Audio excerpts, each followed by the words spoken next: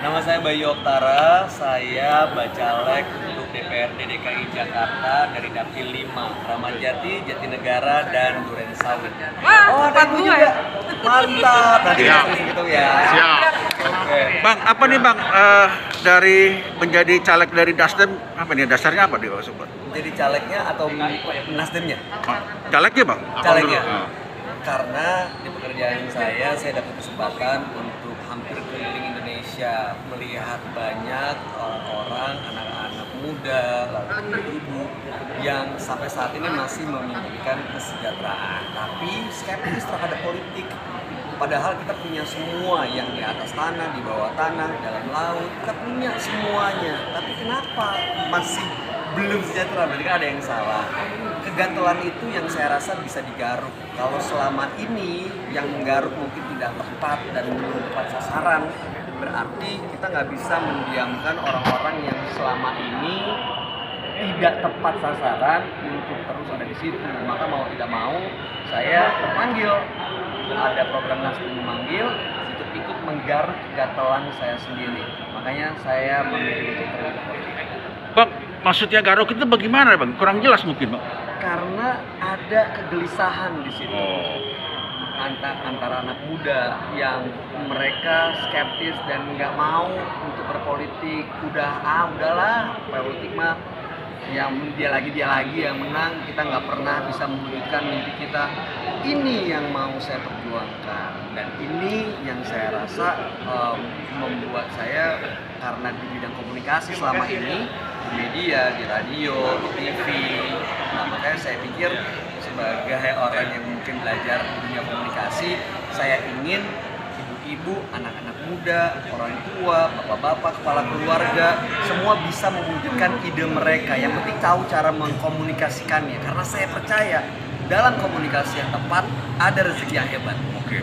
Terus dari komunikasi politik itu Bang, apa nih Bang yang mau dipersatukan kepada masyarakat Bang, yang akan dimunculkan pada masyarakat Bang?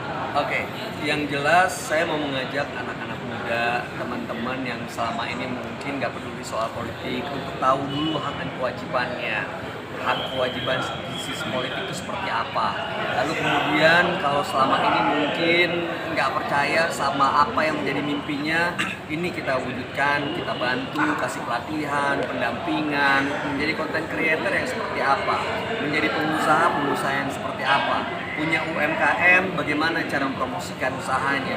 Yang paling penting adalah mereka punya skill, punya kemauan, punya kemampuan, punya motivasi untuk bisa maju dan bisa mengkomunikasikannya kepada orang lain, sehingga orang lain mampu memahami apa yang menjadi ide mereka.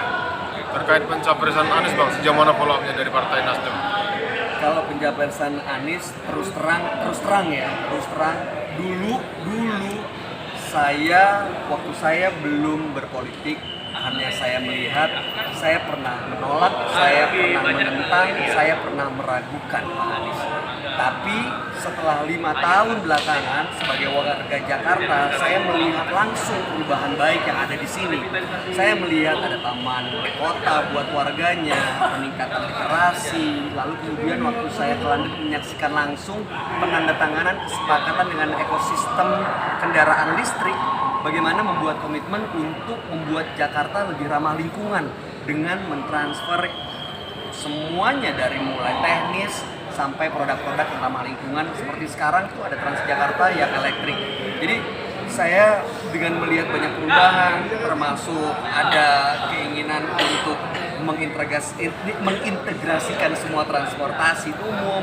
Sekarang sudah 97% daerah di Jakarta itu sambung, bisa terlayani dengan kendaraan umum. Lalu kemudian banjir yang tidak parah lagi. Nah, saya rasa ini ternyata banyak perubahan baik yang mungkin langsung atau tidak langsung kita rasakan di Jakarta. So, kalau memang sudah selesai di Jakarta, kenapa enggak kita perjuangkan untuk perubahan baik ini ada di seluruh Indonesia. Dan alhamdulillah Partai Nasdem mencalonkan orang yang terbaik di antara yang terbaik, yaitu Pak Anies Baswedan. Harapan ke depannya apa nih Bang, sebagai visi dan misi? Harapan ke depan Nasdem ya, yang harapan saya orang yang baru terjun ke politik. Saya belum punya ilmu, saya bisa dibilang ya kalau sebelumnya orang pikir harus butuh uang banyak untuk berpolitik, tapi ini Partai Nasdem tanpa mahar. Jadi harapan saya kalau saya bisa ini menggerakkan banyak orang, banyak anak-anak muda, banyak orang-orang baik, banyak orang-orang hebat yang punya ide dan gagasan. Yuk, mari kita berpolitik karena dengan partai politik ini adalah kendaraan dan alat untuk mewujudkan mimpi-mimpi baik kita.